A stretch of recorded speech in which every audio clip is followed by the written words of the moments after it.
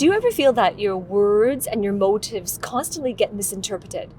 Or maybe you feel that no matter how hard you try to communicate clearly to make yourself understood, that somehow at the end of it, they still don't understand the meaning behind what you're saying, and therefore there's always misunderstandings. Well, if this you and you're wondering to yourself, well, how do I ensure that I stop being constantly misunderstood? How do I make sure that my thoughts are clear and therefore my words are clear, and therefore I don't have to be worried that other people are misinterpreting my intentions? How do we do that? So that's what I want to share with you in this video. I'm in my car right now, but I just want to assure you that I'm not driving. I do this often, when I just finished recording another YouTube video, and I want to record a video on my way back. I want to make efficient use of my time, and somehow a lot of you have been wondering, well, are you driving? If you're driving, don't record a video. I want to assure you that I'm not driving. If my eye gazes on that side, it's because the scenery around me is quite beautiful, and so I'm captivated to look at some of the scenic routes that we are taking. All right, so I want to share with you in this video, how do you make sure that your communications are clear, that your audience and your listeners understand the meaning behind what you're saying so that there are no misunderstandings? You see, one of the biggest blockages to having clear communication is that we're constantly making assumptions. We assume that people understand us. We assume that we're listening to what the listeners are responding to us. And we're assuming that what we're saying, people are understanding. And a lot of these assumptions lead to miscommunications when we don't take the time to understand, okay, there's a barrier here, there are some filters going on, or I really didn't hear what they fed back to me. Right? So understand that, first of all, when it comes to any level of communication, it could be at work, at a meeting, to your higher ups, or simply to friends and families. No matter what type of conversation you are in, the onus is on you as the communicator to ensure that your message gets across in a clear and understandable way. Right? The responsibility is on the speaker, not on the listener, to have that clear understanding. And the reason why this is important, because I often hear this in my coaching programs and also clients who work with me. Right? They have this resentment or this frustration in terms of, why couldn't they just understand what I'm trying to say here? Isn't it obvious what I'm trying to say? And anytime we blame someone or put the responsibility on the listener, then we are illustrating a lack of control. And here's what I mean by that. Isn't it true? Wouldn't you agree that anything outside of you, you have absolutely no control over? It's zero control. So if the responsibility now is on the listener, which is outside of you, it's not you, then you illustrate a lack of control. But if you take full responsibility of it, and this is extreme responsibility, extreme ownership, that yes, this is my responsibility, I'm going to own it, this is my intent, that I'm going to communicate in a way and assure that there is a clear understanding, that we're not understanding different things. And therefore, when you do it that way and you take that ownership, that responsibility, now you are illustrating control. Because the only thing you can control is what you say and how you respond to misunderstandings that come as a result of it.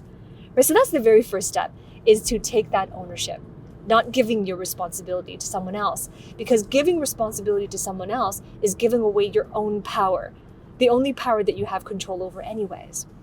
Right? So when it comes to being clear and understandable, here is the principle behind it. Understand this. The essence of communication is that every individual that you can possibly be in a conversation with, every individual, what they desire is that they want to be loved and appreciated and understood for who they are. Right? Meditate on that. I want to pause so that you can meditate on that.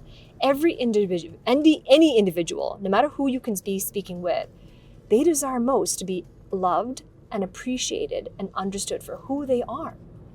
So if that is the principle of relationships, it's the principle of establishing connection and trust and understanding between you and another person, if that's the essence of it all, wouldn't it make sense to understand who they are? Because that's what they desire, is to be understood for who they are. So wouldn't it stand true? Wouldn't it stand to reason then that one of the most important things you can do to avoid being misunderstood is to understand who they are, so that in your communication you can speak towards it? And that is really the first step. And that's why it's so important to understand who they are, because who they are is more than just their job title or how they make a living or their achievements in life or what they're doing in the moment. That's not who they are. Who they are is essentially what's important to them, what they value most on their hierarchy of values. What are their top priorities? What are they dedicating their life towards? What are they dedicating their time and efforts and their visions towards? Right? That tells you who they are. Because whatever they do value, and this is the same for you, whatever you do value, whatever is genuine on your list of priorities, that is a formulation of how your perspectives of the world around you will be. That formulates your decisions, how you feel about certain things, your thoughts, your beliefs, and your philosophies. And aren't those the elements that make up who you are anyways? So when you understand who they are, it's important what's important to them. The second step is now to understand that what's important to them is not necessarily important to you.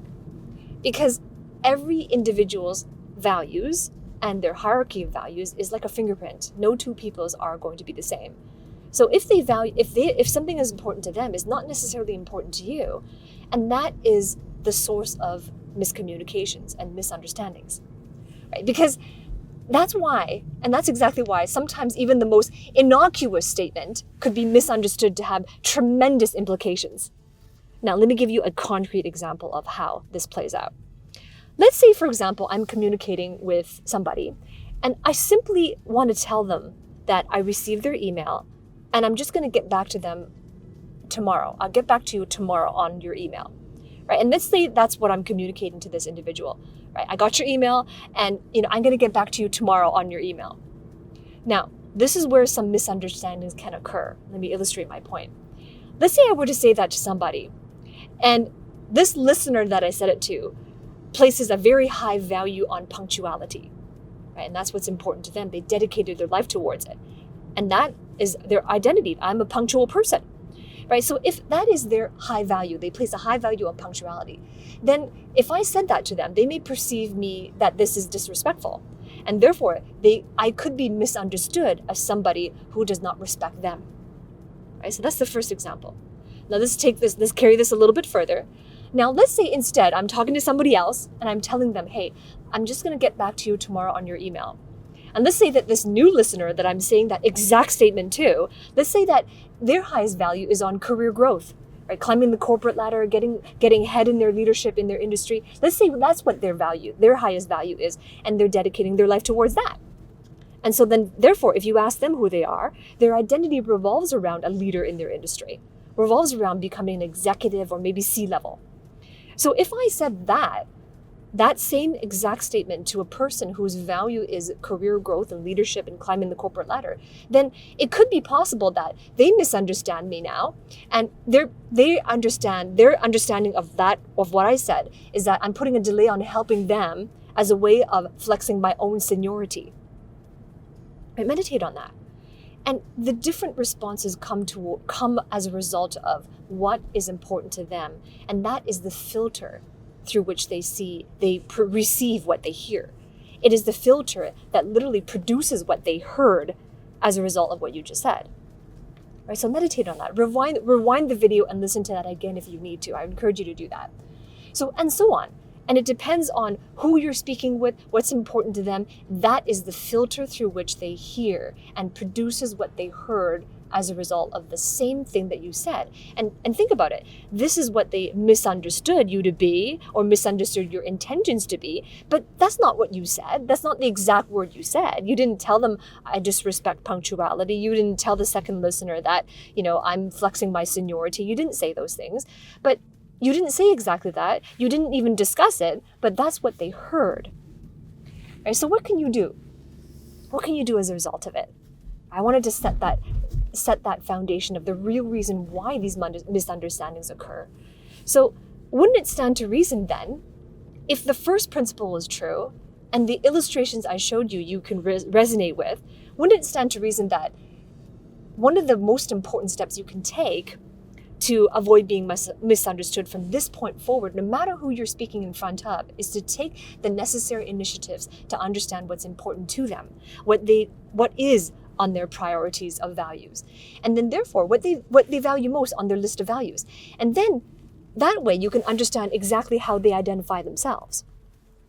Right? Once you understand that, then you understand how they identify themselves. And then the third step is that now you can communicate what is needed to be said as a result of saying it in the terms of what they value.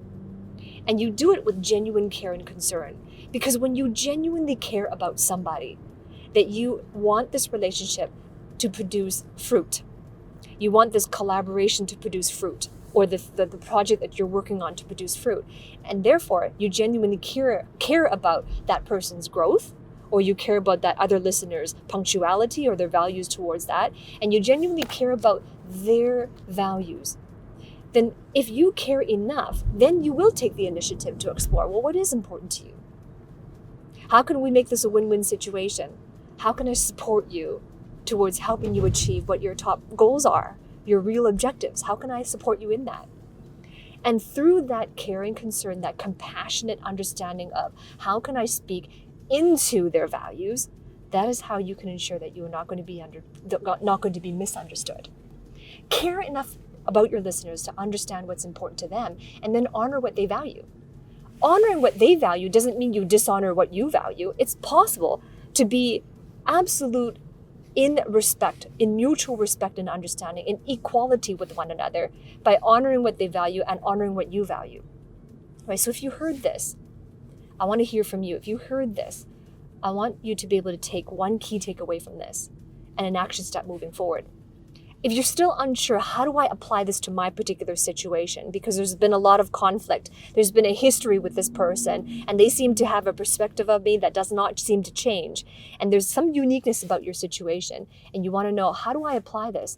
Then I invite you to work with me, because every week I coach, I teach on communications, I coach clients, executive coaching on how can you change the situation? How can you influence your teams, especially higher ups who really are looking towards you for leadership, but you understand that their perception of you is important for your own career growth.